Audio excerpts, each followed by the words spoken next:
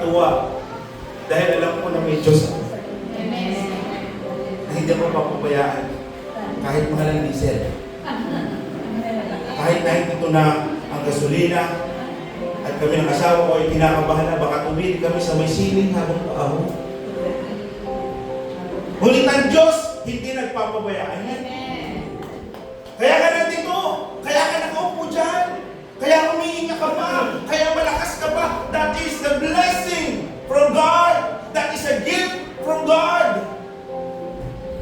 Kaya kasama mo pa yung asawa mo. Kaya meron ka pang mga anak na hindi nagkakasakit.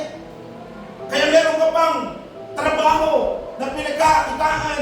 Kaya meron ka pang edukasyon na pinangahawakan ngayon. Kahit hindi ka pa tapos, sasamahan tayo ng Panginoon. Amen. Amen.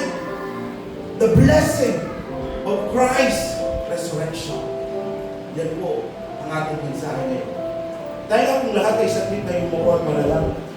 Panginoon, maraming salamat sa araw na ito. Salamat sa buhay. Salamat sa paghinga. Salamat sa lakas. Salamat sa mga biyaya na patuloy mong pinagkakaloob sa amin, Panginoon. Salamat, Panginoon.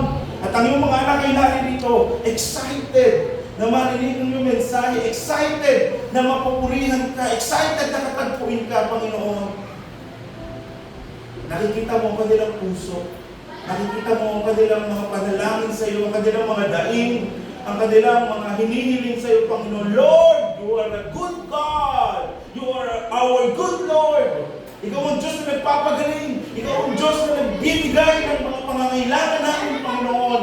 Kaya ngayong araw na ito, Panginoon, hayaan mo, marinig namin ang iyong mensahe at tumimo ito sa aming isipan ng puso, Panginoon. At hindi ito mananatiling nasa isipan lang namin, Panginoon. Ito isa sa buhay at isa sa gawa namin araw-araw. Samahan mo po ang iyong lingkod. Maging instrumento ako ng pagbabahagi ng iyong mensahe.